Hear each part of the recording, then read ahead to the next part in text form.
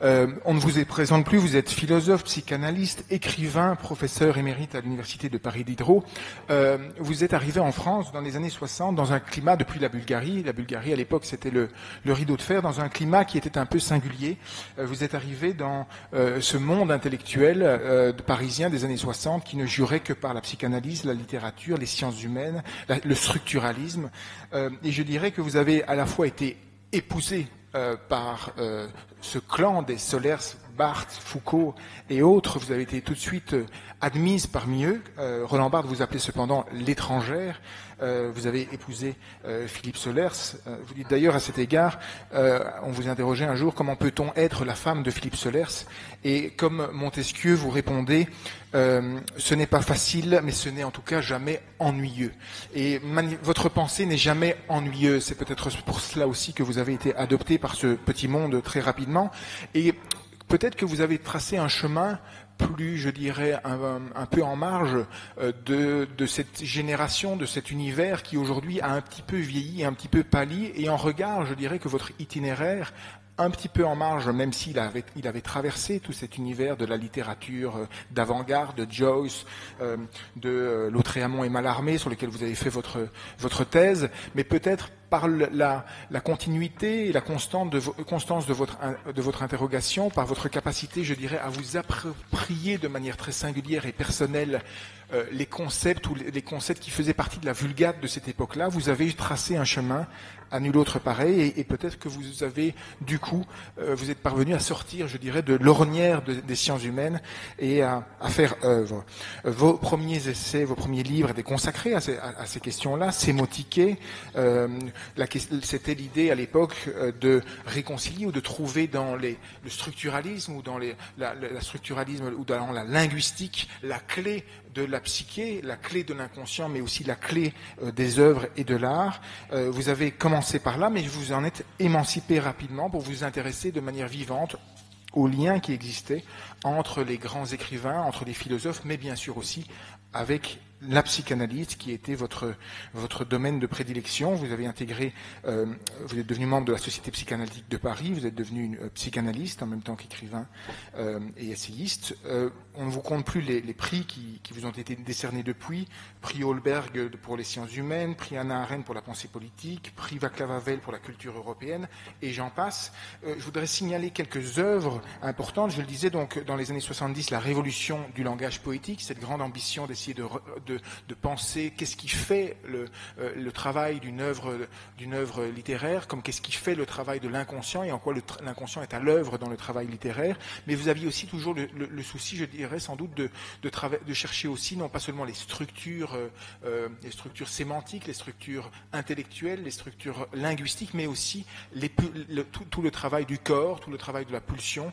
Et c'est peut-être à travers cette voie que vous êtes émancipé sans doute de la dogmatique linguistique, de la linguistiquerie de l'époque. Vous n'avez pas donné tout aux structures, vous êtes intéressé à ce qui échappe aux structures. Des très beaux livres en sont nés, Soleil Noir en 87, consacré à la mélancolie à partir de Nerval, mais aussi de peintres comme Holbein ou d'écrivains comme Duras, Étranger à nous-mêmes en 1988 chez Fayard. Vous avez, depuis une dizaine d'années, vous êtes lancé dans une très belle trilogie consacrée à 3 grandes femmes philosophes, parce que vous êtes aussi intéressé à ce qui fait le féminin dans l'espace philosophique. 3 grandes monographies philosophiques consacrées, mais personnelles, consacrées à Hannah Arendt, Mélanie Klein et Colette, publiées chez Fayard. Mais aussi un livre sur Thérèse d'Avila, d'ailleurs, où la question de la religion, d'ailleurs, vous qui êtes athée, vous intéresse grandement, vous nous le direz sans doute dans un mot. Et puis un dernier ouvrage massif et impressionnant l'année dernière qui s'appelle Pulsion du temps, un ensemble de textes où vous vous interrogez sur le temps justement qui n'a cessé de vous intéresser, à la manière dont aujourd'hui nous sommes à la fois complètement repliés sur le présent, nous n'avons plus de perspective sur l'avenir est devenu indéchiffrable, mais en même temps dans ce présent entièrement replié sur lui-même, nous semblons, les événements nous arrivent et tout semble possible, nous sommes ouverts à la pluralité du possible, et c'est peut-être ça que vous tentez de maintenir ouvert, le possible. Vous allez aujourd'hui nous faire une conférence sur la révolte, et moi qui suis d'un univers, je vous l'avoue franchement, un peu en marge, qui était celui de le vôtre. Moi, j'ai été nourri par des auteurs comme Hannah Arendt, vous y êtes venu, mais tardivement, mais aussi Claude Lefort, mais aussi d'autres, l'antitotalitarisme, alors que vous étiez plutôt proche des maoïstes à l'époque, et que vous étiez plus proche des gens qui s'intéressaient au structuralisme, et moi plutôt, j'ai été nourri par des gens qui travaillaient sur la phénoménologie.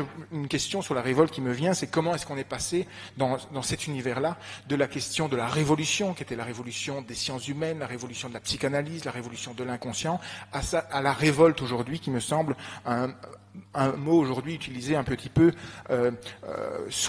comme si on devait aujourd'hui se contenter de la révolte pour avoir abandonné la révolution. Je sais que ce n'est pas votre propos et que vous allez nous dire que c'est de toute autre chose qu'il s'agit justement de penser la révolte autrement que comme un pis-aller de la révolution. Je voudrais vous citer d'ailleurs à cet égard les très belles pages qui ouvrent ce texte qui vient d'être réédité, qui s'appelle L'avenir d'une révolte, réédité chez Champ Essai. Voici ce que vous écrivez sur cette révolte à penser comme une expérience et qui va être le thème de votre intervention aujourd'hui. Une nouvelle espèce d'enragés a repris le chemin de la révolte intime, celle de nouveaux réalistes qui, comme on disait en 68, veulent l'impossible. Leur révolte me paraît être la face visible de cette réévaluation du continent religieux qu'on appelle expérience intérieure et qui persiste à s'affirmer timidement, secrètement, sensiblement, sous la surface des images, des éléments de langage et des crispations identitaires. Ces révoltés d'une nouvelle espèce sont des enragés qui n'ont pas perdu le sens décisif et spécifique de la révolte. Tous et toutes sont enragés dans une existence difficile, souvent pénible, et mènent des combats risqués. Ils découvrent d'expérience qu'il n'y a pas de réponse aux impasses sociales, historiques, politiques, sans une expérience intérieure radicale, exigeante, singulière, capable de s'approprier la complexité de l'avant pour décider du présent et de l'après. Pour éviter le non-sens du rejet vengeur, qui, double symétrique et impuissant, dénonce son adversaire sans alternative sensée, il ne suffit pas d'avoir un programme. Il faut des hommes et des femmes aux expériences intérieures singulières, questionnantes, intransigeantes, et à cette condition seulement refondatrice. Des hommes et des femmes sachant transmettre et partager une parole révoltée et à ce prix seulement innovante. Voilà, Julia Kristeva, ce concept énigmatique d'expérience intérieure. Il me semble que c'est quelque chose que vous avez creusé depuis toujours, que ce soit à travers la littérature, à travers sans doute votre expérience de psychanalyste, mais aussi dans votre abord de la question politique et de la question du féminisme, à partir des expériences de pensée, des expériences d'œuvre, comme celle de Arendt ou de Colette. Merci donc de nous présenter ce concept énigmatique qui peut-être peut ouvrir le possible aujourd'hui, qui semble pourtant fermé. Merci en tout cas d'être là. Je pense, en vous abordant, à cette phrase d'Albert Camus, auquel vont mes pensées ce soir, qui a écrit dans L'homme révolté, chose que j'avais lue dans mon enfance en Bulgarie. Cette langue française m'est venue à travers un certain nombre d'expériences intérieures, que ce soit Colette, vous l'avez évoqué, les Lumières, mais aussi Hugo et aussi Camus, qui écrit « Je me révolte, donc nous sommes ». Une sorte de remake, comme on dit en français moderne, de devise cartésienne. Je pense, donc je suis. Je me révolte, donc nous sommes. Je voudrais simplement la modifier, cette devise. Je me révolte, donc nous sommes à venir. Nous ne sommes pas encore. Nous n'avons pas exploré et développé toutes les modalités, toutes les libertés et tous les risques de la révolte. Parce que c'est une expérience lumineuse et de longue haleine. Et c'est ce que je vais essayer de développer. La révolte, en effet, on en parle beaucoup dans notre monde globalisé. Soulèvement populaire, dans le monde arabe ou ailleurs, jeunesse indignée, les indignés qui occupent les places, différents chômeurs et autres écartés du contrat social, des dictateurs détrônés, des présidents sortis de leur gonds d'oligarques, espoir et liberté réprimés en prison, procès de carnaval et bains de sang. La révolte, qui s'appelle riot sur le web, parce que tout passe par le web maintenant, on se révolte sur le web, semble peut-être en train de réveiller l'humanité numérique de son rêve hyper connecté, comme s'il ne suffisait pas de se connecter, il fallait faire autre chose. Et cette révolte s'annonce comme un antidote au rêve de compréhension mutuelle par Internet interposé. À moins que ce ne soit une ruse du spectacle qui en redemande pour durer. Révoltez-vous, on se passera de vous de toute façon. Alors, pour essayer d'éclairer et peut-être donner un nouveau sens à ce mot révolte, un nouveau sens qui, vous allez le voir, n'est pas si nouveau que ça, parce qu'il s'enracine dans la tradition grecque, juive et chrétienne que la psychanalyse explore à sa façon. Pour en arriver là, je vous propose de remonter à l'étymologie du mot révolte. Vous avez parlé de mon passé structuraliste. Il était plutôt linguistique, et avec mon maître benveniste, professeur au Collège de France de langue indo-européenne, nous sommes remontés à la racine sanscrite qui se trouve dans le mot révolte, qui est la racine vel, qui veut dire retour en arrière, découvrement, recouvrement, mouvement circulaire. Ça a donné le mouvement circulaire des planètes, la révolution. Voltaire a pris ce pseudonyme qui s'appelait Héroué, Voltaire révolutionnaire, et c'est lui qui le premier a utilisé le mot révolution des planètes pour parler de révolution politique et sociale. De manière plus courante, on trouve cette même racine dans volume, parce qu'on tourne les pages, mais aussi dans vaudeville, vaudeville, parce qu'on tourne en ridicule certains vices ou certaines normes, et jusqu'au Volvo, parce que ça roule.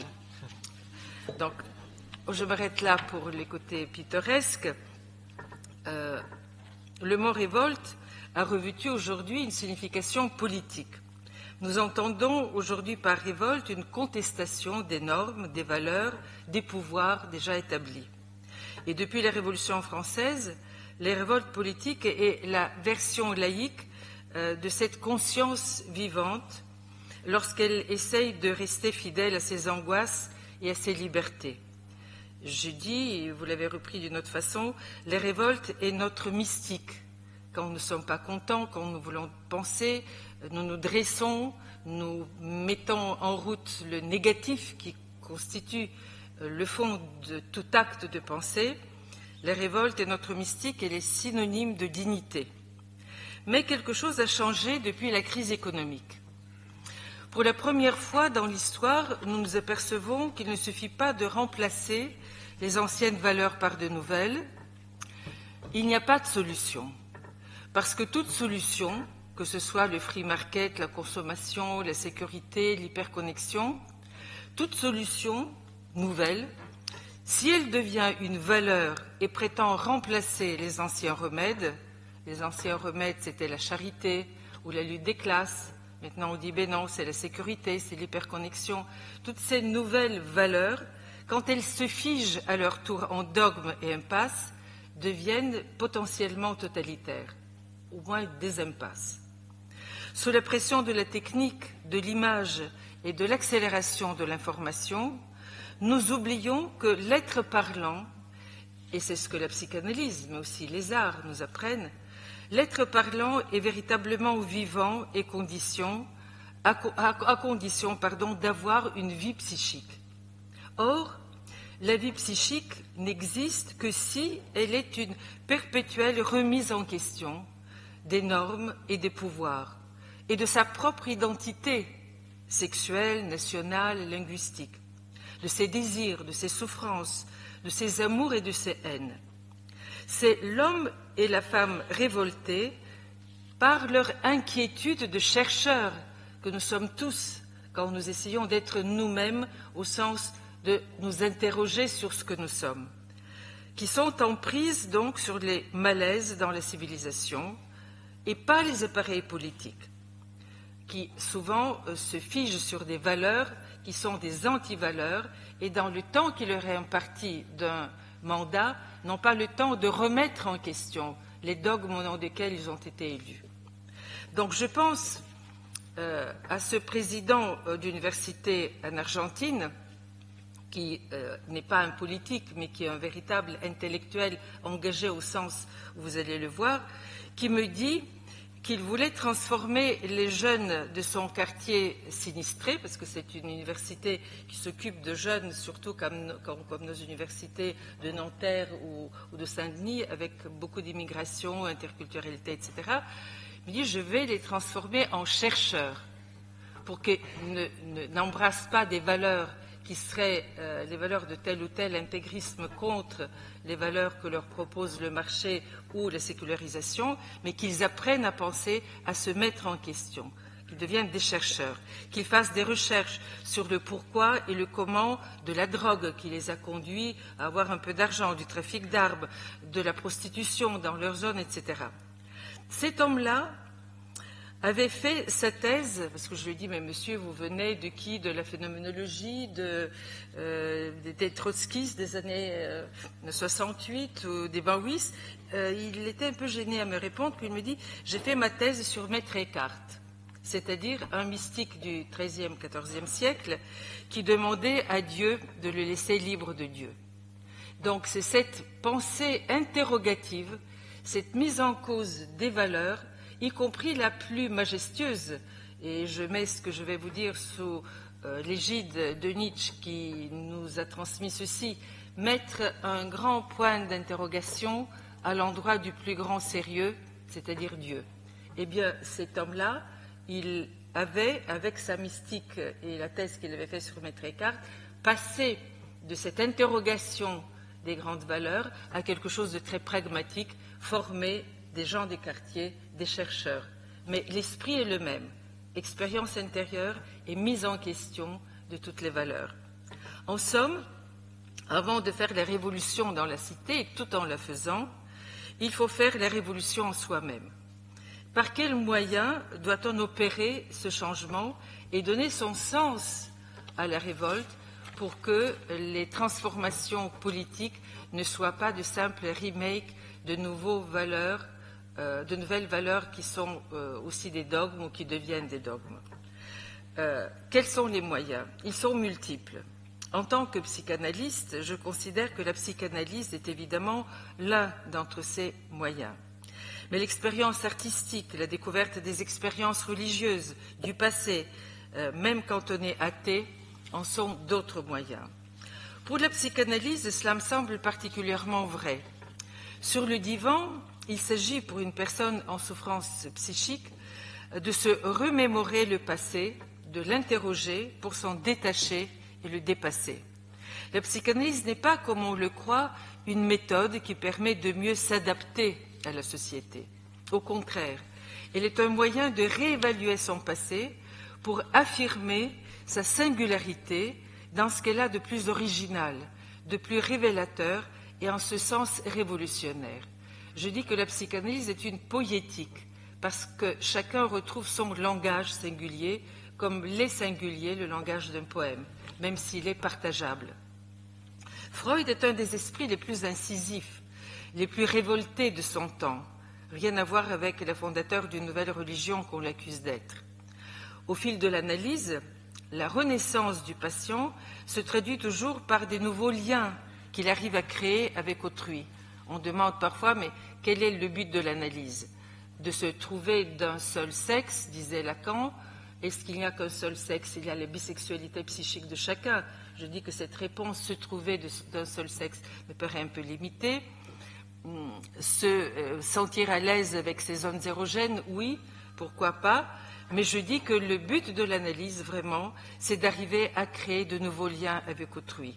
Là est la révolte possible, la capacité de créer de liens multiples. Cette issue et cet objectif ne sont pas immédiatement politiques, mais ils contribuent à une mutation éthique de longue haleine et en profondeur.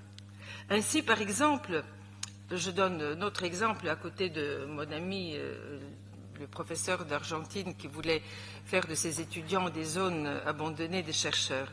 Je vous donne un exemple qui est celui d'une psychanalyste syrienne que nous avons défendue à Paris il y a 2 ans, avec d'autres psychanalystes français, car qui s'appelle Rafa Nached. Elle était emprisonnée pour avoir mené des psychothérapies de groupe contre la peur.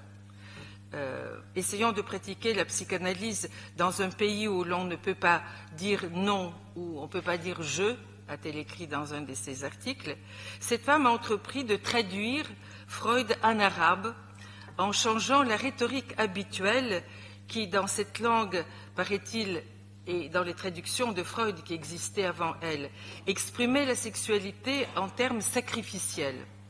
Eh bien, elle a changé cette rhétorique par une rhétorique amoureuse empruntée au grand poète musulman Mansour al-Hallaj, qui est un mystique du IXe siècle, parce qu'il traduisait le rapport à Dieu, non pas en termes de souffrance, mais en termes amoureux.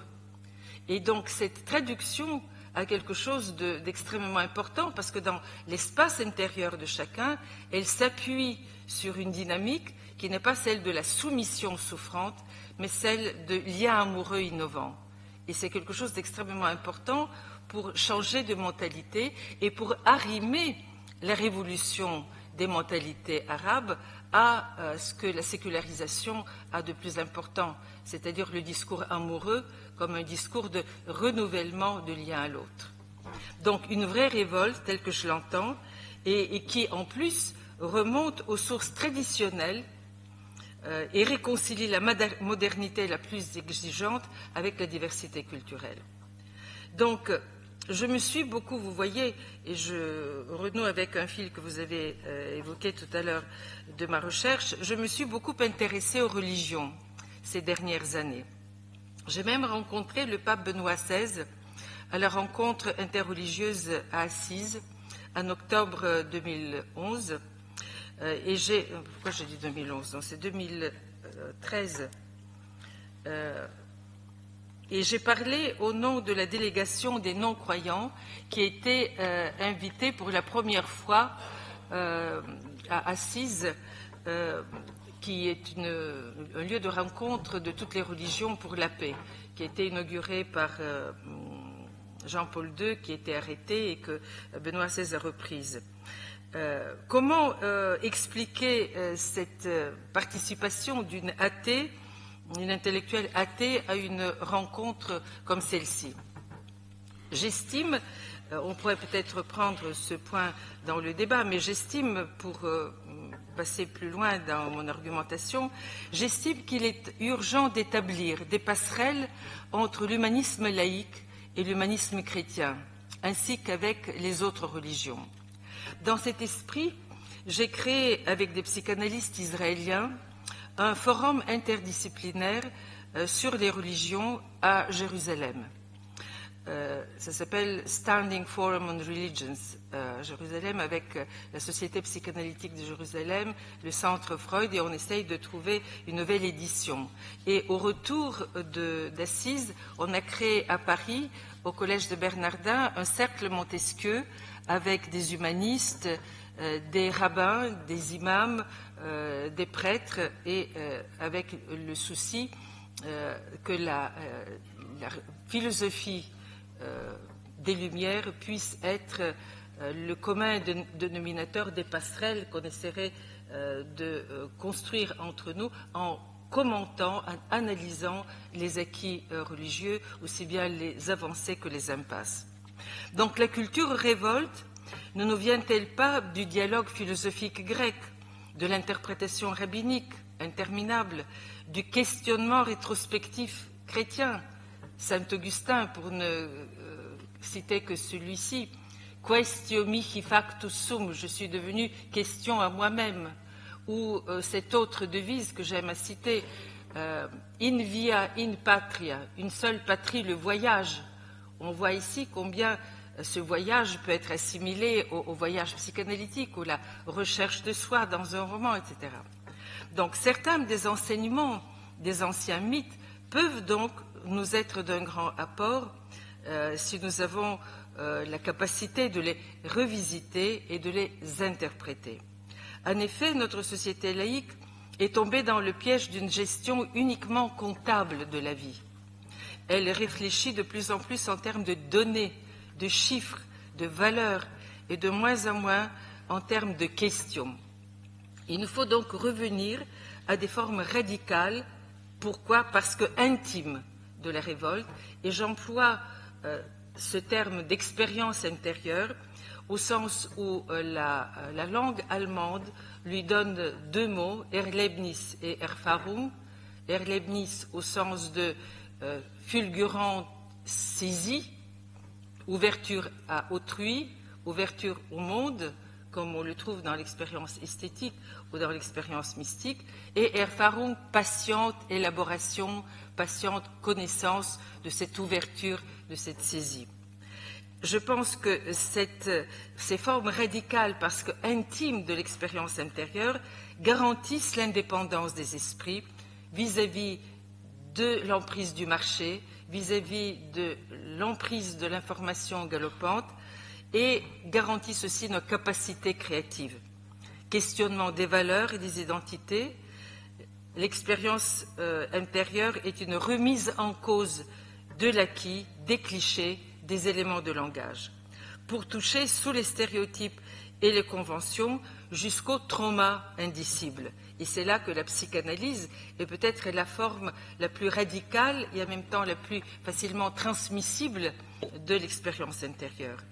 Pas pour perpétuer les traumas, pas pour perpétuer une sorte de fragmentation permanente, d'incertitude qui se complaît dans le questionnement. Vous savez bien comment on nous accuse aussi en Europe de couper les cheveux en quatre et à partir de là d'être dans une fragilité qui n'a pas suffisamment de stabilité.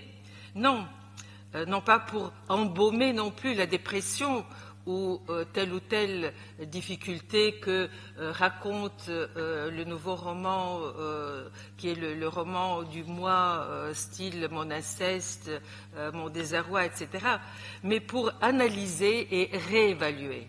Et c'est le terme nietzschéen de transvaluation qui me paraît ici extrêmement important. Renaître donc dans de nouveaux liens, dans la pluralité des liens à venir. Ceci est vrai pour l'Occident, reprendre notre culture, la tradition qui nous précède, notre culture grecque, juive et chrétienne, mais aussi d'une autre façon pour les pays émergents où des sursauts libertaires tentent de se ressourcer dans le retour aux traditions spirituelles, mais se retrouvent piégés souvent par l'obscurantisme et l'intégrisme. Que ce soit sous l'emprise de la technologie ou sous l'emprise des dogmes religieux qui banalisent les consciences, seule l'expérience intérieure révoltée, j'insiste, intransigeante, peut encore nous sauver. Et vous voyez que je reprends le fameux terme qui va de Malraux à Heidegger, « seule une religion peut nous sauver ». Je ne dis pas ça exactement, je dis seule l'expérience intérieure révoltée, transvaluant ces acquis-là, intransigeante et rénovante, peut encore nous sauver. J'ai évoqué donc la psychanalyse, mais la révolte en quête de renaissance, qui constitue la vie psychique des analysants, n'est pas étrangère à ce que toute personne éprouve lorsqu'elle est à l'écoute de son fort intérieur, traversé par des logiques complexes, et dont je vais retenir, dans la deuxième partie de ma conférence, deux mouvements que chacun de vous connaît. J'appellerai l'un le besoin de croire et l'autre le désir de savoir. Certains retrouvent ces deux mouvements dans l'expérience de la prière.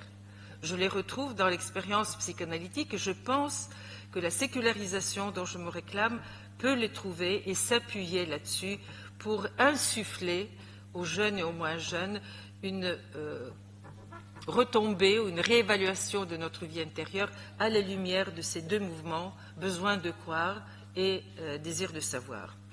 Qu'est-ce que j'appelle besoin de croire et désir de savoir à l'horizon de mon expérience d'analyste?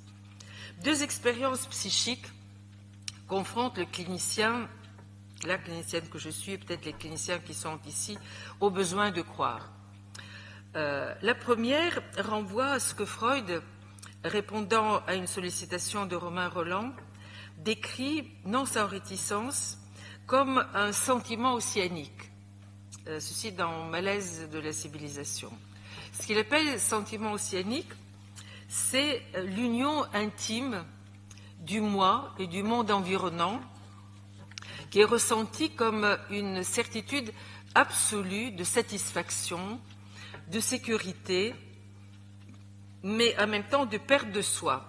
C'est la relation que l'enfant éprouve dans les bras de sa mère et qui est le relais de la vie intra-utérine. Je suis portée par ce soutien, par ce holding maternel. C'est une satisfaction absolue, une sécurité totale, mais aussi je peux me noyer dedans, c'est une perte de soi. On connaît aussi les états régressifs et d'abjection, de violence, de destruction dans cette étreinte maternelle. Ce contenant maternel peut être aussi une broyeuse d'identité. C'est ce que Nourrisson, n'ayant pas encore établi ces frontières entre son moi et le corps maternel, ressent. C'est une expérience indiscutable et impartageable qui est, dit Freud, ce sentiment océanique, donné seulement à quelques-uns, dont la régression peut aller suffisamment loin, dit-il, et qui serait au cœur de la croyance. C'est une expérience translinguistique ou prélinguistique dominée par les sensations. La croyance donc dont je parle, il faut l'entendre non pas au sens d'une supposition.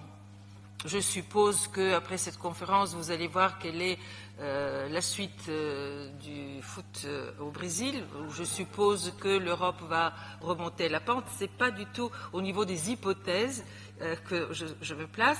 C'est au sens fort d'une certitude inébranlable. Ça s'impose, ça me tombe dessus.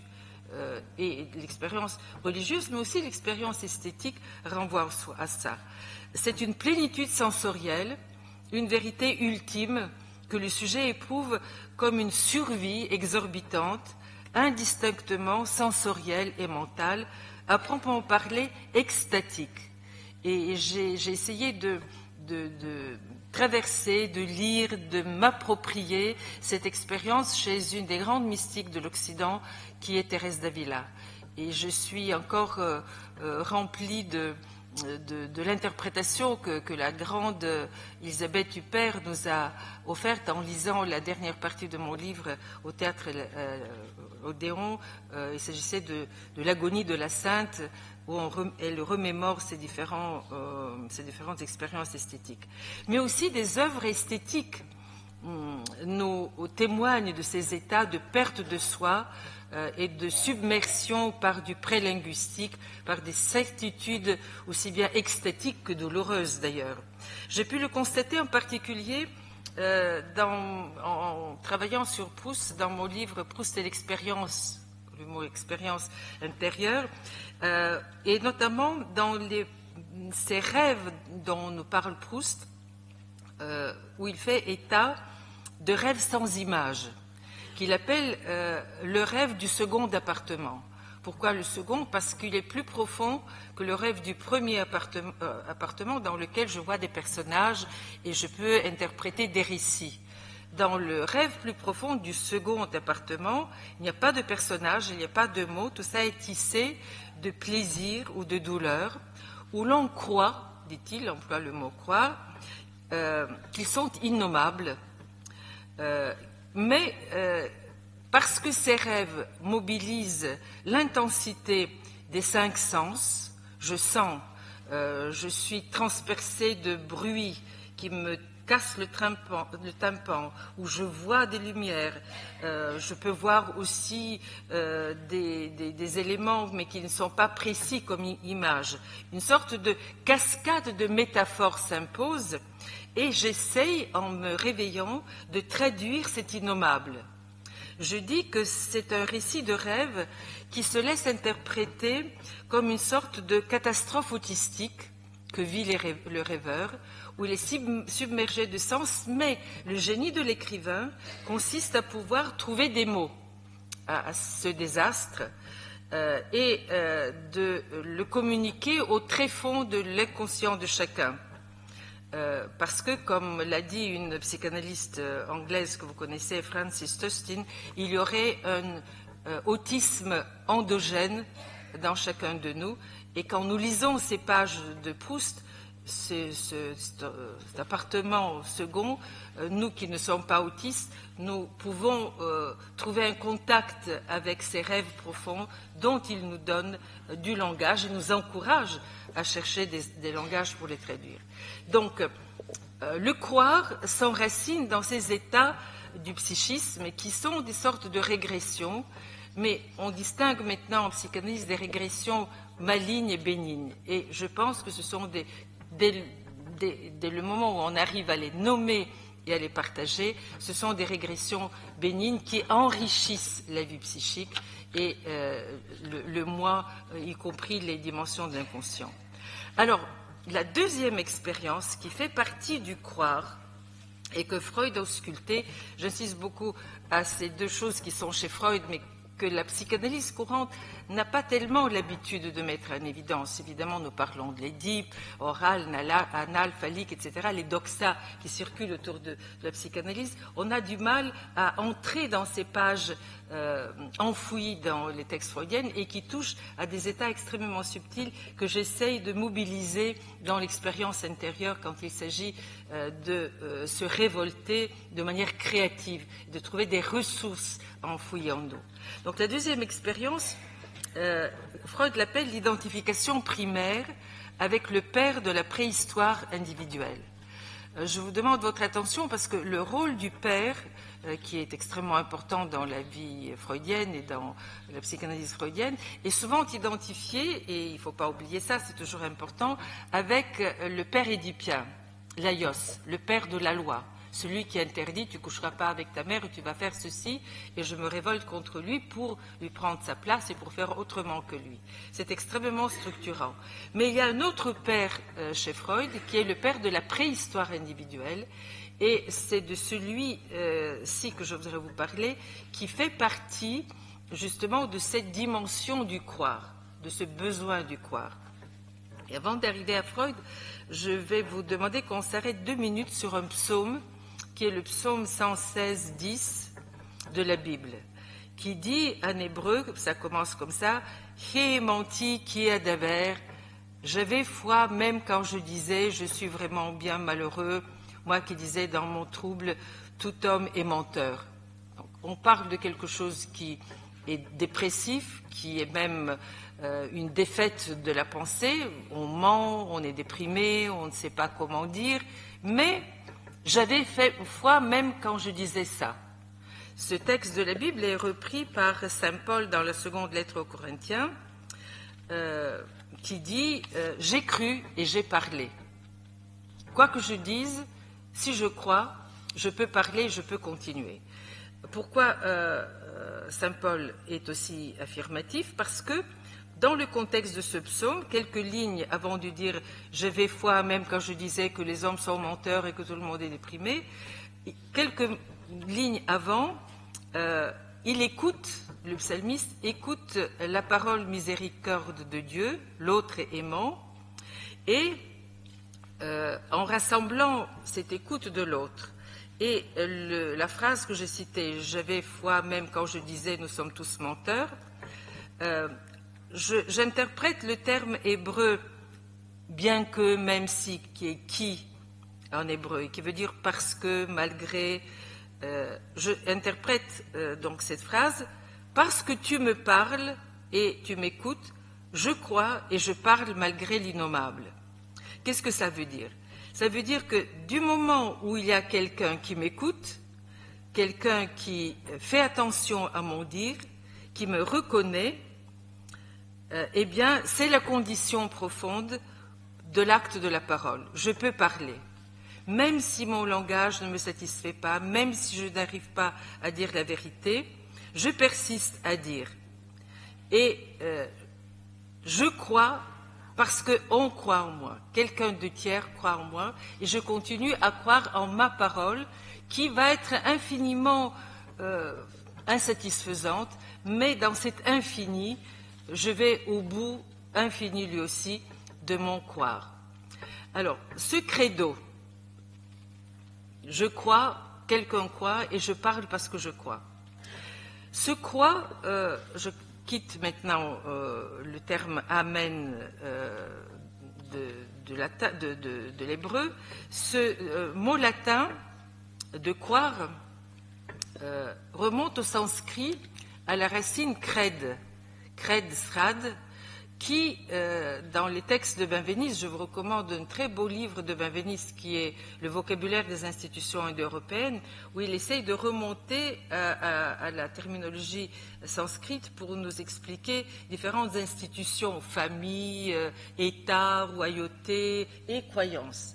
Alors, le terme crad veut dire confiance, investissement, qui consiste à donner quelque chose à quelqu'un, une divinité, qui me restitue ce don en me donnant quelques faveurs, par exemple en me promettant l'immortalité ou la vie heureuse, etc. Et cette racine d'investissement, j'investis le Dieu, je lui donne quelque chose et il va me restituer quelque chose, une réciprocité s'établit entre nous. Ce terme-là, cred srad, a donné credo, c'est-à-dire la foi, en même temps que le terme bancaire crédit. Et on constate qu'aujourd'hui, les deux sont en crise. J'investis et on va me redonner quelque chose, et je te reconnais, tu me reconnais, mais ce n'est pas très sûr et c'est en crise aussi. Donc, comment le psychanalyste trouve cette dynamique de l'investissement, de la reconnaissance que les religions ont investi, vous avez pu le voir dans certains mythèmes, dans certaines narrations, que ce soit en sanskrit ou que ce soit en hébreu ou en latin. Comment on trouve ça dans l'expérience de l'enfant? Freud ausculte dans la vie de l'enfant un moment très archaïque où l'enfant se projette dans le tiers qu'est le père. On n'est plus dans cette relation océanique dans les bras de la mer, où je perds mes limites et en même temps je suis soutenu, je flotte et en même temps je peux me noyer. Mais c'est le père aimant qui est le tiers. Le père aimant que Freud appelle père de la préhistoire individuelle. Et il nous dit que ce qui se produit avec lui, c'est un investissement, Besetzung en allemand, Katexis vont dire les Anglais. C'est le même terme d'investissement qu'on trouve dans le credo latin et dans le cred srada et en même temps dans la mouna juive. Freud traduit cet investissement comme une Einfühlung, une identification. Il me reconnaît, je le reconnais, nous faisons un. Vous voyez que c'est une identification qui est psychique, qui est vocation et mentale, qui est moins sensorielle que ce qui se passe avec maman, qui est une sorte d'élection, et les Juifs célèbrent cela avec le terme de l'élection du peuple ou du croyant par le divin. Donc, nous sommes ici dans une interdépendance par une instance tierce qui s'introduit entre la mère et l'enfant et qui introduit la dimension que nous appelons maintenant en psychanalyse la psychisation, c'est-à-dire la représentation psychique des affects, des pulsions, des spasmes positifs ou négatifs qui constituent le sentiment océanique. Freud appelle ce moment-là soit une Einfühlung, donc identification avec le tiers, mais c'est l'importance du tiers qui est ici radicale et je vous prie de le retenir parce qu'en parlant tout à l'heure des crises aujourd'hui, de certaines expériences intérieures, ce sera très important.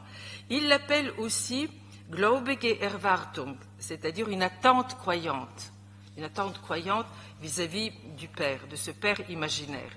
Ce qui est très important, c'est la triangulation qui se constitue ici, père, mère et enfant.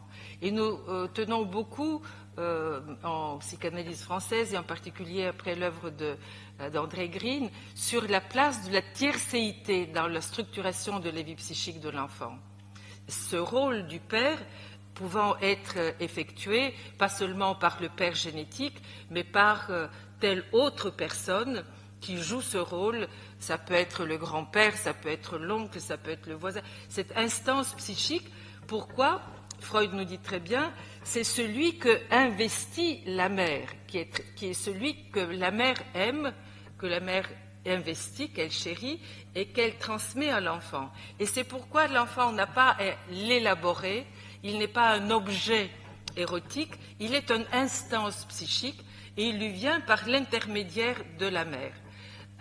C'est pourquoi, dit-il encore, c'est non seulement une Einfühlung, non seulement une attente croyante, mais elle est directe und unmittelbare, directe et immédiate. Ça vous tombe comme une foudre, comme le coup de foudre, comme on appelle ça dans la relation amoureuse. Donc on est là dans des strates extrêmement fines du psychisme et qui sont mobilisées dans le besoin de croire. J'ai fait un livre récemment qui s'appelle « Le besoin de croire ». Le désir de savoir, et je prétends que ce besoin de croire est une dimension universelle, pré-religieuse et pré-politique de l'appareil psychique de l'être parlant. Et que sans cette dimension-là, sans cette triangulation, sentiment océanique, investissement du tiers, il n'y a pas une base suffisante pour que se développe une deuxième dynamique qui est indispensable et sur laquelle se construit notre sécularisation, qui est le désir de savoir. C'est-à-dire, c'est sur cette base du besoin de croire que se développe une autre capacité de l'être parlant qui va éclore dans la phase édipienne et qui est l'enfant qui pose des questions. Qui n'a pas connu cette transe interrogative de l'enfant, mais pourquoi ça? Mais qu'est-ce que ça veut dire? Mais comment ça s'appelle? L'enfant éclate littéralement en question. Et c'est cette curiosité psychique que nous allons évidemment favoriser par l'école, mais aussi par l'expérience analytique qui vient savoir. Je veux savoir pourquoi je suis anxieux. Je veux savoir pourquoi je suis impotent. Je veux savoir pourquoi je ne peux pas retenir mon attention. La question de savoir est quelque chose d'extrêmement important et là aussi passe la crise de la modernité. J'ai peur que dans certaines déconstructions de l'appareil psychique de l'être humain, pour des raisons diverses, le désir de savoir, s'il ne s'éteint pas complètement, est amoindri, verrouillé par le dogmatisme, par la robotisation, par la répétition. Éveiller le désir de savoir, l'analyse y contribue, mais cet éveil n'est pas possible si le désir de savoir ne s'appuie pas sur le besoin de croire. Il faut aussi que je croie au savoir avant de le mettre en question. Si je ne crois pas au savoir, je ne peux même pas formuler une recherche. C'est parce que je sais que je peux après mettre en question ce que je sais. Mais il faut que qu'il y ait un investissement, que je porte foi, ne serait-ce que provisoirement, à ce que je suis en train de formuler provisoirement. Donc cette dialectique entre besoin de croire et désir de savoir constitue la vie psychique. Lacan est allé assez loin dans cette dimension quand il a appelé une de ses revues qu'ils ont développées de son vivant, et ce sont les normaliens, je crois, qui l'ont fait à l'école normale, qui s'appelait Silicette. Tu peux savoir. Le catholique qu'il était savait très bien que tu peux savoir à condition que tu crois savoir, ne serait-ce que provisoirement. Mais peut-être parce qu'il avait peur d'être trop catholique et parce qu'il peut-être ne voulait pas le dire, parce qu'à l'époque on n'osait pas trop non plus chatouiller les religions, il ne disait pas que tu peux savoir parce que tu peux croire aussi. La question du croire était suspendue à cette époque-là, c'est-à-dire il y a 30-40 ans. Maintenant, je pense que aussi bien l'avancée de la psychanalyse que le retour des spiritualités, pour le meilleur et pour le pire, nous oblige à nous interroger sur les bénéfices et les limites du besoin de croire. Et si nous ne le faisons pas, cette dimension de l'expérience intérieure nous serait handicapée, édulcorée ou en tout cas insuffisamment comprise. Un dernier point sur lequel je voudrais attirer votre attention pour vous ramener à l'actualité parmi les nouveaux acteurs de l'expérience intérieure que la vie politique suscite aujourd'hui. Je cite souvent dans mes travaux la jeunesse, les adolescents, les femmes, mais aussi les personnes fragiles, les personnes handicapées, les personnes âgées aussi. Je ne vais pas pouvoir m'arrêter sur ces trois nouveaux acteurs de l'expérience intérieure et de la vie politique. Mais je vais m'arrêter sur l'adolescent. Sur l'adolescent pour cibler des désastres auxquels peut conduire le besoin de croire quand il est négligé. Et quand il est négligé, quand il n'est pas accompagné et quand il est dévoyé dans l'intégrisme. Et j'aurais en vue, sans le nommer, l'horreur qui se produit ici même à Bruxelles dans le musée juif. C'est-à-dire un jeune qui, imbu d'idéaux, soi-disant, est conduit à des passages à l'acte mortifère. Mais avant d'arriver à cet extrême que j'appellerais le mal radical, et qui se produit quand nous ne faisons pas suffisamment attention au besoin de croire et au désir de savoir, qui constitue l'expérience intérieure, quand nous oublions de considérer que l'expérience intérieure est partie prenante de la vie politique, pour vous amener jusque-là, je voudrais m'arrêter sur la psychologie de l'adolescent. Freud ne s'est pas beaucoup occupé des adolescents. Je pense pour une raison simple que je caricature un peu, vous allez voir pourquoi. Il s'est beaucoup intéressé à l'enfant. Les trois essais sur la théorie sexuelle de 1905 nous en sont la preuve. Il considérait que l'enfant roi qui sommeille à chacun de nous est un chercheur en laboratoire, disait-il. Je le cite, pourquoi chercheur en laboratoire? Parce que l'enfant est éveillé de tous ses sens, il cherche ses zones érogènes, il veut savoir quels sont les plaisirs et les pas plaisirs, les douleurs que lui provoquent toutes les zones érogènes, il se pose des questions d'où viennent les enfants, il cherche à savoir ce qui se passe dans la chambre à coucher, pour découvrir d'où viennent les enfants, c'est un chercheur en laboratoire. L'adolescent n'est pas un chercheur en laboratoire, c'est un croyant. Nous sommes tous des adolescents quand nous sommes des passionnés de l'absolu. Freud ne s'est pas occupé des adolescents parce qu'il était lui-même le plus incroyant, le plus irreligieux des humains qui ait jamais existé, je pense. Il le dit d'ailleurs et on l'a beaucoup critiqué à cause de cela. Pourquoi? Parce que l'adolescent est celui qui, après avoir dépassé l'Édipe, dans un premier temps, croit que l'objet idéal existe. Il est un amoureux. Il cherche un partenaire qui va remplacer papa et maman. Et il idéalise cet objet. Il idéalise aussi sa propre personne. Son narcissisme devient un idéal de moi. Il va être le meilleur des bouchers, le meilleur des agriculteurs, le meilleur des professeurs. Il va être président de la République. Il s'idéalise.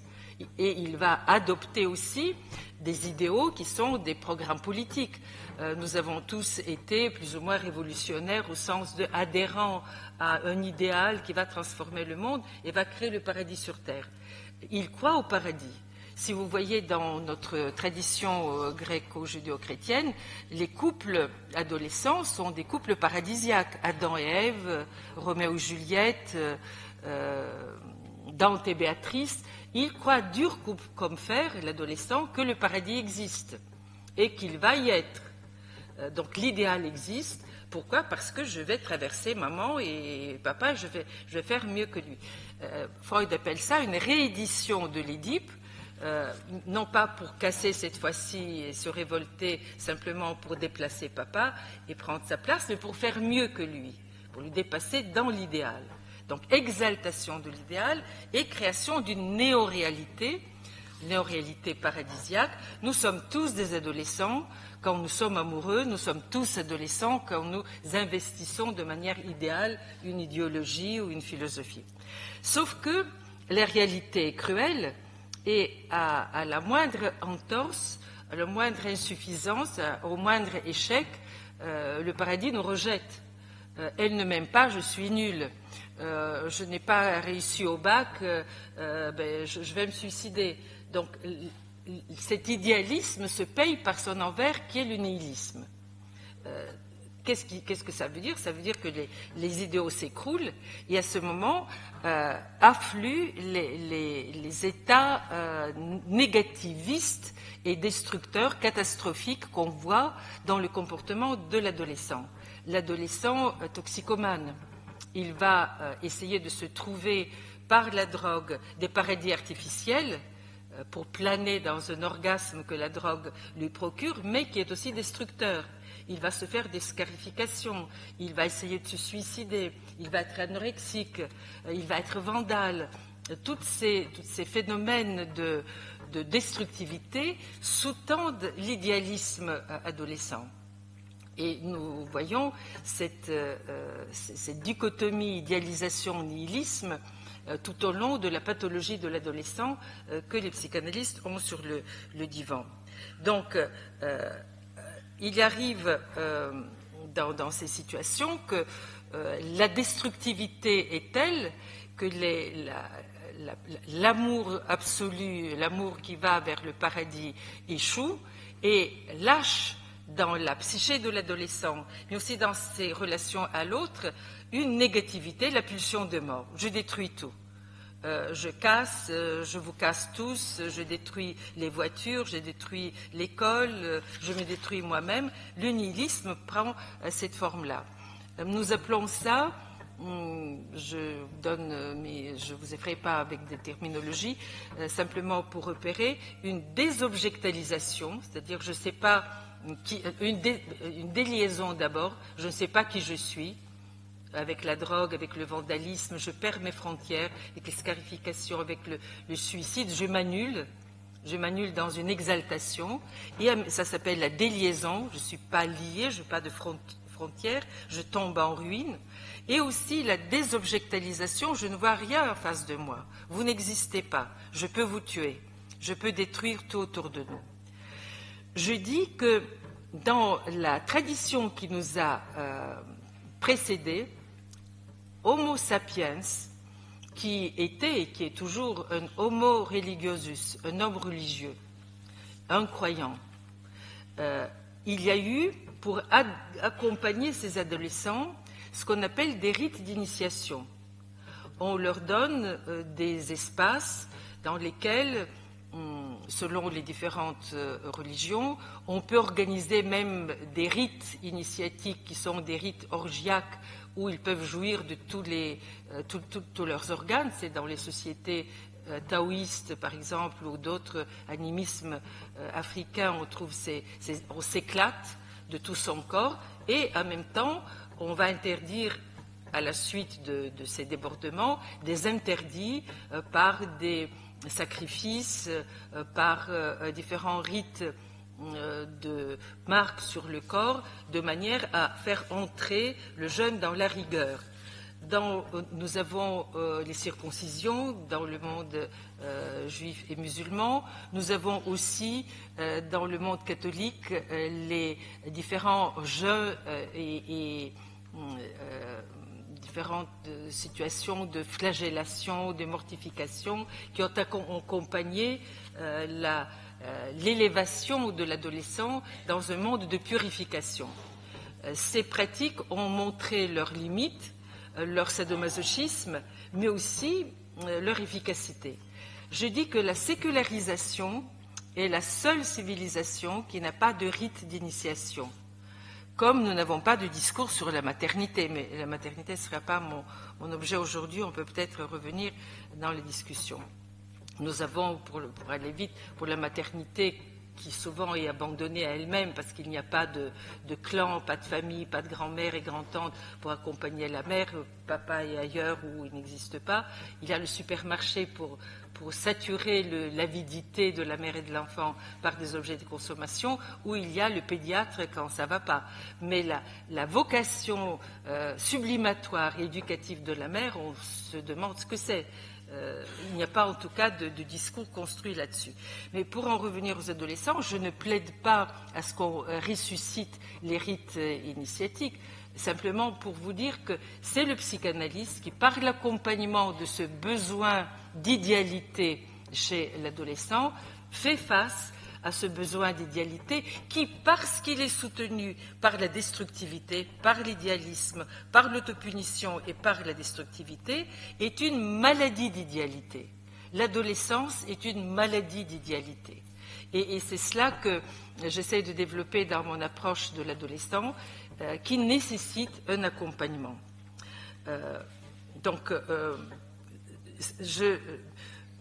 Évidemment, on peut penser que j'exagère un peu en disant que nous ne nous occupons pas assez des adolescents.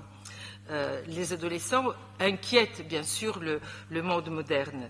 Nous avons, je pense en Belgique aussi, mais en France, on a dégagé des crédits juteux pour inaugurer à grande pompe la maison de l'adolescent. Je travaille moi-même avec mon amie Marie-Rose Moreau avec les adolescents pour essayer d'accompagner, y compris leurs besoins de croire, en accompagnant les adolescents des quartiers avec leurs mères et avec les différents guides spirituels qui les accompagnent pour essayer de prendre l'aspect éducatif que ces personnes apportent, mais aussi de border un peu et de freiner les abus. Donc, nous ne sommes pas complètement fermés à tout cela. Mais je dis qu'il y a encore énormément d'insuffisances à cet égard et la morale laïque semble prise au dépourvu lorsque nous avons vu récemment les jeunes catholiques et fiers de l'être qui tweetent et manifestent contre le mariage pour tous, qui osent s'engager selon les mots de leur père, des prêtres, etc. Donc il y a une montée des spiritualités qui nous débordent et que nous n'arrivons pas à accompagner à juste titre. Ces intenses retours de religieux prennent le plus souvent la forme de bricolage spirituel. J'ai présenté mes réflexions il y a quelque temps à Louvain avec des collègues qui étaient venus de l'école pratique de hautes études et qui s'occupent de l'adolescence au point de vue sociologique, et ils disent en effet que beaucoup de jeunes, et nous le savons, mais il y a des statistiques, sur Internet essayent de se constituer un bouquet de spiritualité en prenant un peu de bouddhisme, un peu de judaïsme, un peu de christianisme, pour essayer de se constituer une maladie d'idéalité vivable. Et que par rapport à cela, nous les laissons passer orphelins. Dans ce contexte, je prétends que l'adolescent peut être aussi une chance si nous pouvons penser l'adolescence pour mieux accompagner les adolescents dans leurs besoins de croire, doublé par l'impossibilité de cette croyance qui, je le disais, s'effrite car elle rencontre les difficultés du monde moderne. Et peut-être en accompagnant les adolescents dans leur crise de cette invivable maladie d'idéalité, nous pourrons mieux interpréter les variantes de ce nouveau malaise de la civilisation qui nous entoure et qui s'exprime dans le retour du besoin de croire. Pour finir, je voudrais insister sur ces révoltes qu'on appelle les malaises des banlieues et que nous avons vues en France dans le cas Mera, qui était le tueur d'une école juive. C'est le cas aussi du tueur du musée juif de Bruxelles. C'est ce qu'on appelle aussi le gangstéro-intégrisme qui prend des formes internationales parce qu'on l'a vu aux États-Unis, en Angleterre. Il y a de temps en temps un illuminé qui vient faire des massacres, mais qui reste une menace latente dans nos sociétés européennes en particulier, que nous n'arrivons pas à dépister et encore moins à accompagner et à prévenir par un accompagnement adapté.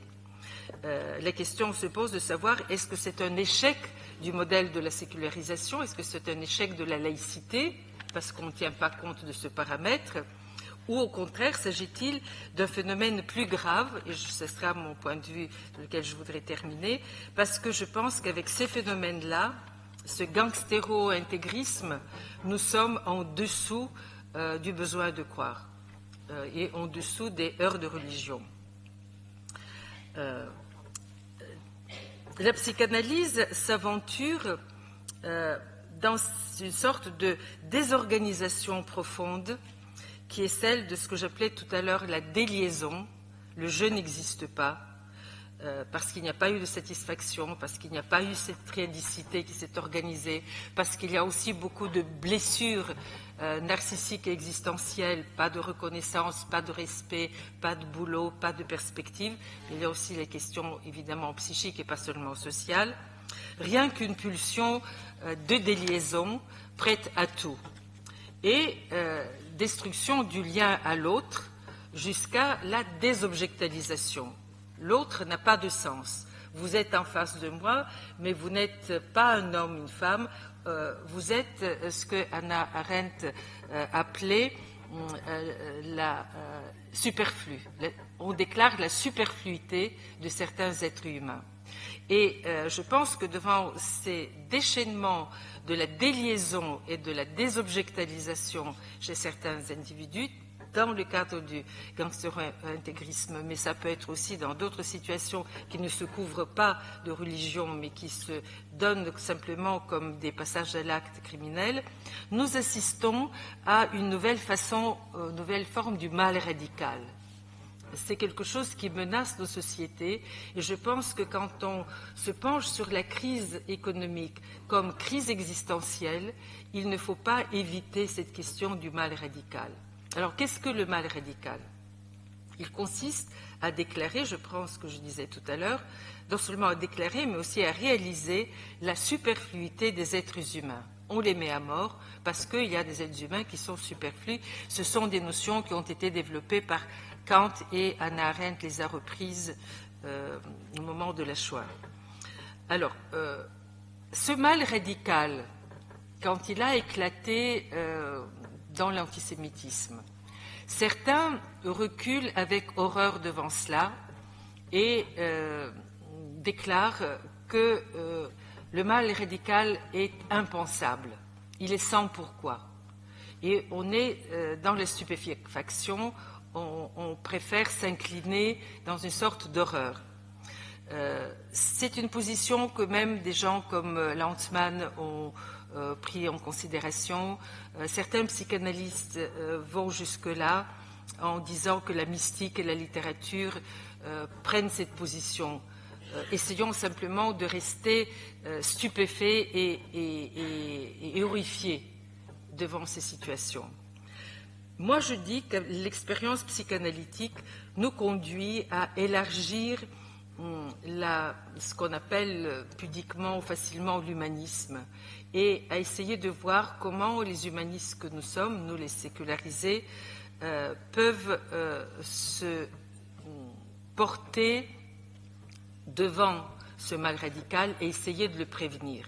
En tout cas, d'accompagner ceux qui peuvent être les porteurs. Il nous faut chercher, la psychanalyse est une voie, je ne dis pas qu'il n'y a pas d'autre, mais c'est la mienne, chercher les logiques de ce mal extrême pour affiner l'interprétation dans le transfert et le contre-transfert. Nous découvrons donc, quand nous voyons les jeunes qui sont en proie à cette maladie d'idéalité, nous n'attendons pas que ça explose ou qu'ils explosent. Nous allons au secours de la désintégration familiale, aux défaillances sociales et à l'aide de ces personnes, notamment les adolescents, qui succombent à la maladie d'idéalité et qui explosent littéralement parce qu'ils sont incapables de distinguer le bien et le mal, le dedans, le dehors et le sujet et l'objet. Et je dis à ce moment-là que quand l'analyste se porte au secours de ces personnes et se fait fort de débusquer les signes avant-coureurs, nous échappons à quelque chose contre quoi Lacan nous avait mis en garde, à savoir ne succombez pas au moralisme, c'est-à-dire au moralisme protecteur. Ne soyez pas des philosophes moralisants. Les psychanalystes savent tout et ils peuvent moraliser. Portez-vous à l'aide d'eux. Et c'est ce travail d'accompagnement qui nous met corps et âme en nous risquant nous-mêmes dans une identification avec ce mal-être et en risquant nos capacités d'interpréter, de créer à chaque fois de nouveaux modèles et de nouvelles formes d'accompagnement. Je fais donc, vous voyez ici, une distinction entre, d'une part, le mal qui existe forcément dans tout conflit social. Une grève fait mal, les guerres font mal. L'homo sapiens, qui est, je le disais tout à l'heure, un homme religieux, a toujours confronté des idéologies, des valeurs, et dans ces confrontations, il y a eu des guerres. Et dans les guerres, il y a des morts. Mais je pense qu'avec le mal radical, un seuil est franchi où on n'est plus dans le débat d'idées, dans la confrontation des valeurs, mais dans une désintégration des capacités humaines elles-mêmes de distinguer le moi et l'autre, le dedans et le dehors, la capacité de penser. Et c'est cette espèce d'indifférence qu'on constate chez ces tueurs, qu'on prend comme une placidité, alors qu'au regard de l'analyste, c'est une destruction de l'espace psychique qui est en cours, et l'indifférence est signe d'une déshumanisation qui est capable de faire le mal radical. C'est cette capacité d'accompagner la prospection de la vie psychique jusqu'à ces états-là que nous donne la psychanalyse, et je crois qu'il faut être extrêmement vigilant et capable de faire ce type de diagnostic et de pouvoir accompagner le mal extrême jusqu'à ces capacités-là de mise à mort. Ce que je dis là va très loin, parce que cela veut dire que notre appareil psychique, notre capacité d'idéalité comporte une malignité potentielle. Je ne suis pas en train de laïciser la notion de péché, mais je dis que cette malignité potentielle est propre à l'appareil psychique, et c'est pourquoi Freud était pessimiste. Mais je me déclare, moi, non pas pessimiste ou optimiste, je me déclare une pessimiste énergique. Et je dis qu'en étant conscient de cette malignité de l'idéal qui habite l'être humain, cette capacité de retourner l'idéal en mal radical, en allant jusque-là, nous devons, que ce soit des psychanalystes, mais aussi les écrivains, les artistes, les philosophes, à affiner nos discours et nos moyens d'accompagner l'être humain jusqu'à ces limites-là. Alors, pour finir, je vais reprendre deux citations qui sont plus condensées que l'argumentation que j'essayais de développer. L'une que j'ai déjà dite et qui me vient de Nietzsche, poser un grand point d'interrogation à l'endroit du plus grand sérieux. L'idéal, oui, nous en avons besoin. Les dieux, pourquoi pas, mais avec un point d'interrogation. Donc, la transvaluation, l'analyse et la psychanalyse en fait partie. Essayez de penser vos croyances. Je pense de nouveau à Diderot qui ne pouvait pas terminer son livre sur la religieuse parce qu'en le sortant du couvent, il ne savait pas qu'en faire, il n'y avait plus de sens. Mais il a trouvé le sens dans Le Neveu de Rameau quand il a mis face à face un musicien et un philosophe. Qu'ils fassent le dialogue et qu'ils se mettent en question réciproquement. C'est cette mise en question, cette interrogation de l'espace intérieur jusqu'au besoin de croire qu'il nous faut. Et l'autre me vient de Pascal, qui dit ceci: qui a trouvé le secret de se réjouir du bien sans se fâcher du mal contraire aurait trouvé le point. Le bien et le mal contraire vont ensemble. Le besoin d'idéalité contient la malignité de mal. Ne la laissons pas aller jusque-là, mais accompagnons aussi ce mal et essayons de le dévier de sa source qui est le mal radical. C'est le mouvement perpétuel, dit-il. Eh bien, si la révolte qui nous manque aujourd'hui était précisément ce point, se réjouir du bien et ne pas oublier le mal inverse, ce mouvement perpétuel, ce secret de se réjouir du bien sans se fâcher du mal, ce serait l'expérience intérieure qu'il faudrait que nous soyons capables de développer en nous pour être le thérapeute de la crise existentielle que nous traversons. Merci de votre attention.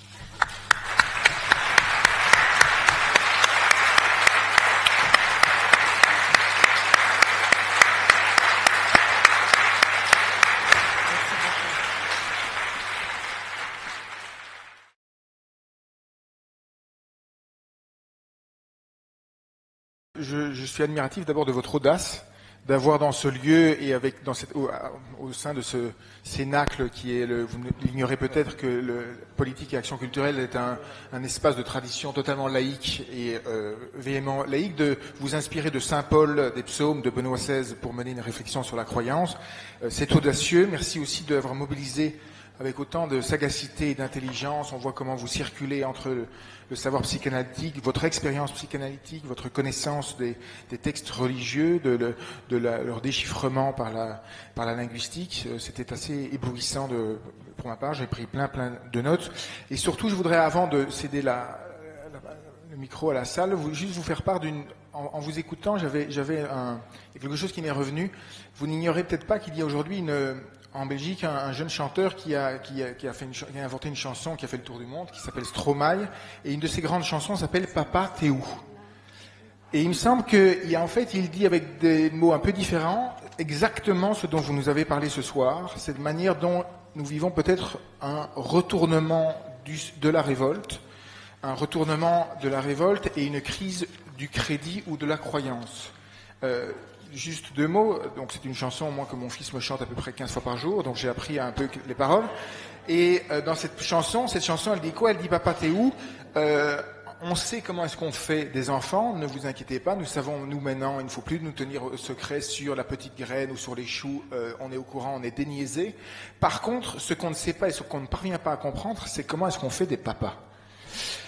Et il me semble que la crise du crédit dont vous nous avez parlé, elle dit non seulement papa, t'es où, mais elle dit aussi l'État, t'es où, c'est-à-dire que la crise du crédit au sens très propre, ce que nous avons connu, on a eu à un moment le sentiment que cet État qui était le tiers dans lequel nous devons croire pour qu'il croie en nous comme citoyens, s'était dissous, et qu'on a le sentiment aujourd'hui, je dirais de manière diffuse, qu'on sait comment est-ce qu'on fait des citoyens, qu'on est des citoyens, mais on ne sait plus trop comment est-ce qu'on fait un État. Et puis, dernier élément de cette crise du crédit et de la croyance, j'ai le sentiment que par rapport aux expériences, et je vous sais très gré d'avoir essayé d'approcher cet événement traumatique dont nous ne sommes pas encore tout à fait remis en tant qu'Européens et encore moins en tant que Bruxellois au musée d'art juif, on sait comment est-ce qu'on fait des fanatiques, on ne sait plus tout à fait comment est-ce qu'on fait des nouveaux dieux, des dieux avec des points d'interrogation, ou des idéalités telles que vous en avez parlé. Donc voilà un peu la réflexion qui m'est venue, c'est-à-dire j'ai l'impression qu'en effet, pour ce que vous laissez entendre, c'est que pour pouvoir se révolter, il faut d'abord réinventer le crédit et la croyance, mais que c'est pas évident de réinventer le crédit et la croyance puisque tout s'est inversé en quelque sorte et que les tiers, le Père, l'État ou Dieu, sont peut-être sinon dissous, dans un état brumeux. Bien, je ne sais pas si c'est une question ou plutôt une résumé de ce que j'essayais de dire. Simplement, pour rebondir sur comment créer des nouveaux citoyens, je ne pense pas qu'on doive, comme le disait Malraux, ou d'une certaine manière, même si ce n'est pas exactement sa pensée, on croit que c'est ce qu'il a dit Heidegger, qu'on doive créer de nouvelles religions. Parce que je suis de ceux qui pensent qu'une coupure, un événement a eu lieu en Europe et nulle part ailleurs, c'est le fait qu'on a coupé le fil de la tradition. C'est ce que disent Tocqueville et Hannah Arendt. La sécularisation a eu lieu, vous êtes dans la sécularisation, moi aussi. Je crois qu'il n'y a pas plus athée que moi, mais enfin, j'espère que nous le sommes tous et d'autres le sont peut-être mieux que moi, ici même, mais que cette rupture du fil de la tradition veut tout simplement dire qu'on ne va pas inventer de nouveaux dieux. Que Homo religiosus, inventeur de Dieu, est derrière nous. En revanche, ce qui nous incombe à faire, c'est d'essayer de nous approprier déjà ce passé, ces traditions. Parce que déjà, ça constitue de la littérature, l'art, le cinéma.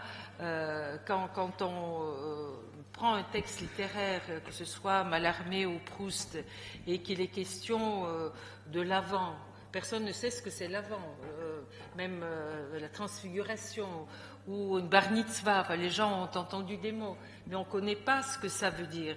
Et on les utilise de manière brutale, de manière consumériste. C'est une fête où il faut acheter des trucs, où on se réunit entre copains et on boit un coup. Mais le sens de ces éléments qui nous habitent, nous ne les connaissons pas. Et il suffit qu'il y ait, à l'occasion d'une crispation économique et politique, des cercles, des groupes, des Boko Haram ou tout ce que vous voulez, maintenant on voit ça, les sunnites contre des chiites, qui poussent les passions vengeresses et revanchardes pour que, au nom de ces idéaux, on arrive au mal radical. Je dis donc que nous devons nous réapproprier ces traditions et les mettre en question, les apprendre d'abord, savoir ce que c'est, et les analyser. Quand je suis rentrée d'Assise, où le pape Benoît XVI nous a accueillis avec beaucoup de gentillesse, je reviendrai tout à l'heure, j'ai demandé à mes amis du collège de Bernardin qu'on crée un cercle qu'on a appelé les Bernardins. Le cercle Bernardin au collège de Bernardin s'appelle Montesquieu. En fait, j'ai demandé qu'on s'appelle le Montesquieu et vous voyez pourquoi. C'est un humaniste, c'est un homme de loi et qui est très intéressé par l'opinion, la diversité des opinions, etc. Et nous réunissons des imams, des rabbins, des prêtres et des humanistes, beaucoup de femmes parmi eux, pour essayer de réfléchir sur un projet qu'avait le ministre de l'Éducation nationale en France, Payon, l'enseignement laïque de la morale. Ils ont proposé un certain nombre de règles pour cet enseignement laïque de la morale, mais ce qui nous semblait manquer, c'est que l'enseignement laïque de la morale ne peut pas se limiter à une page de règles, parce que ça ne touche pas l'expérience intérieure, parce qu'il n'y a pas de narratif, il n'y a pas de récit qui peut impliquer une identification avec le vécu de ces règles. Comment c'est fait, qui était là, qu'est-ce que ça veut dire, comment je peux me projeter, moi, avec ma vie dans ces règles. Et donc, on a proposé qu'on introduise, mais de manière sérieuse et développée et incarnée, l'enseignement historique des faits religieux, qu'on apprenne par des historiens, par des analystes, par des philosophes, le judaïsme, le christianisme, l'islam, ne commencer par cela. De manière à ce que les élèves de l'école savent d'où viennent leurs familles, même si on ne pratique plus la religion. La deuxième chose que nous avons fait dans ce cercle, c'est qu'on a invité une femme musulmane, qui n'était pas une femme voilée, mais qui s'est voilée parce que son fils a été tué par Mera. C'est un soldat français qui était tué par Mera avant qu'il tue les enfants de l'école juive. Il a tué ce garçon. Et cette dame musulmane, marocaine je crois, s'est voilée en signe de deuil. Et elle a créé une association et s'adresse aux jeunes des quartiers qui, évidemment, la reçoivent mieux que n'importe quel professeur parce que très souvent, je ne sais pas comment ça se passe chez vous, mais quand un professeur commence à leur parler d'antisémitisme ou de sécularisation, ils poussent des cris, ils ne veulent pas écouter. par contre, cette femme, il l'écoute, on l'a invitée donc au Cercle Montesquieu, et il nous dit tout le travail qu'elle fait pour leur parler de sa religion à elle, mais de leur demander d'aller dans les synagogues ou dans les églises et de voir d'autres communautés. Elle leur parle aussi du fait que la République nous accueille tous, nous, dit-elle, les musulmans, quels sont les bénéfices qu'ils trouvent dans les catholiques, etc. Donc il fallait que ce soit une femme comme ça qui fasse le lien. Ça pour dire que la guerre dans laquelle nous sommes, devant la désespérance que suscite une certaine nivellement de la manière de penser, une réduction au numérique, au consumérisme, etc., eh bien, cette guerre n'est pas forcément perdue. Il y a des possibilités d'aller à l'encontre de ces